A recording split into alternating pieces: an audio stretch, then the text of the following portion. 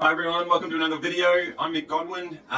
This one we're going to talk about, it's a little confronting, but five main reasons why I see that sellers don't achieve the price that they were hoping for or expecting. Now, that's not to say they're not achieving the price that the broker recommends. They might not even go to market, and they have this sort of confronting conversation with the broker. And so if that's something of interest to you, you've experienced that, or you sort of want to know any pitfalls that might look out for that'll help you get to your price, then stick around, watch a short video, and we'll go over some of the reasons why that price gap or perceived value gap between the seller and the buyer is larger than expected. So we all know that starting and running a business can be extremely rewarding and extremely challenging at the same time. And often what I see is those challenges that the seller has overcome in their business and personally isn't really reflected in the value of their business, what they think the value of the business is when it comes time to sell. Can be extremely deflating, okay? And yeah, it does make for some difficult conversations, especially when the buyer is so emotionally involved or attached in the business. So there's definitely a right etiquette to, method to have those conversations. But hopefully, this video or the couple of topics that we cover can really help you understand why it sometimes has nothing to do with you or the business itself. It might be the industry you're in, the time of sale, a few other factors that you might not have thought about that can bring that value down a little bit. So first up is a lack of financial records. Now, if you have a really good accountant, well, not even a good accountant, if you have a standard accountant, a standard bookkeeper, and some methodical or a good process for yourself of your bookkeeping, and those guys are all talking to each other, you should be fine. But what I often see is the owner is not being as diligent or as strict as they should be about their records, and ultimately it does fall on you. But the bookkeeper is working sort of in this silo, the accountant is over here in this silo, you're in the middle. They're not talking to each other, or very little, and often what you can see is three different reports, maybe the exact same report, exact same dates for profit and loss, for example, and they're showing different numbers and different revenues. This happens all the time, and it can be as simple as cash versus accrual accounts, and no one is consistent with the reports that they deliver. It could be due to poor bookkeeping. It could be due to sort of DIY bookkeeping, and you kind of know 50% of what you do, but then you're sort of mucking up the other 50%. Your bookkeeper's not catching that. All they're doing is submitting BAS. There's a communication gap. So there's a variety of reasons why what you're getting by within your bookkeeping just looks really, really uncomfortable and unconvincing when it comes time to sell, when a buyer's looking at you. You've got to remember, a buyer is just looking for risk. They're expecting to find things that aren't correct, and that's going to bring their confidence down. Once the confidence is down, the buyer is either going to put forward a really low offer, because that confidence needs to help to bring their perceived risk down, or they're not going to put an offer in at all. So that's the first thing to get right, and your broker should help with that. I know I am quite methodical and sometimes a little overbearing in making sure we have the right books, the right records to go to market with.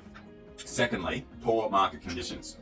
We're meant to be out of the whole COVID pandemic regarding government stimulus and uncertainty. We do have rising interest rates. It still creates uncertainty. That's a poor market condition. It's all about confidence. But what we did have, what was quite tricky, even when in the middle of, say, 2022, that whole calendar year, the market for, say, the buy job type businesses, and they could be great businesses. You could be earning, $200 to $300 grand a year, but you were the main driver in that business. Well, they just really didn't exist. The market wasn't there. People were too easily getting really well paid in their jobs. There's no need to jump out. The unemployment rate was incredibly low.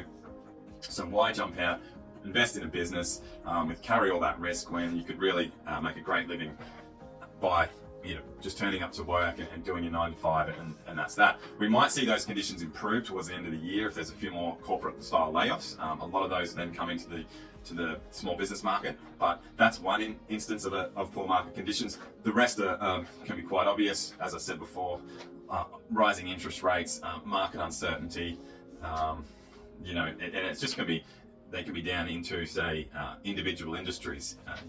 If manufacturing is quite challenging at the time, or hospitality, people don't have that money in their pocket to go out and spend their money, on dinners and drinks, etc. So everyone's tightened their belts a little bit. That's also a poor market condition.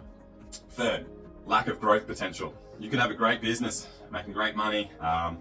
Historical records show that it's consistently earning a couple, $300,000-$400,000, but it's really at its capacity. Well, the challenge there is a lot of buyers want to come in and improve. So yes, they need to get their return on investment and recoup that cash, which they can be confident with. But if there's really nothing else they can do without a large capital inflow, say for example, if it's a warehouse and they're operating at capacity in the warehouse, there's going to be a large capital inflow to change that warehouse and relocate if they can't absorb it in their existing business. They might be, if you've got a large restaurant and you're at seats and you can't expand any further, that's another example of not being able to expand. So that's a big one, and a lot of buyers look at that to make sure, is there room to grow? Can they improve this business even further? Number 4, legal or regulatory challenges that the business might be facing. There might be some lengthy ongoing legal disputes that are for the company, not necessarily would affect the buyer in any way whatsoever, especially if they're buying as a going concern, because they're taking that business away from that owning entity, but the entity might have some challenges. It could be some bad press. There could be some development or DA issues, not even in that particular building, but for next door. So a buyer might know that, starting from next year, there's just going to be a huge construction site around, or there's any number of issues. If an employee has an issue with the seller, that could be an issue too. It's again, even when things aren't directly related or could directly harm the incoming buyer, they do tend to, err on the side of caution and maybe take a step back. And that's another challenge that some businesses simply just have to overcome before they can go to market. Okay, and lastly, personal reasons. All right, so I think I touched on in the intro, a lot of the especially small business market, the owners have been in there 5, 10, 15 years or so, and what they think is a great life, or the business afforded them a great life, maybe buyers do not, and so it doesn't reflect in the value of the business. You could come and tell me all day that you only work 4 days a week, and that's fantastic. The thing is, you're only working 4 days a week, and you probably only have revenue or profits generated for that. And yes, the buyer could do more. That's great, but they're not going to pay for that privilege to do more.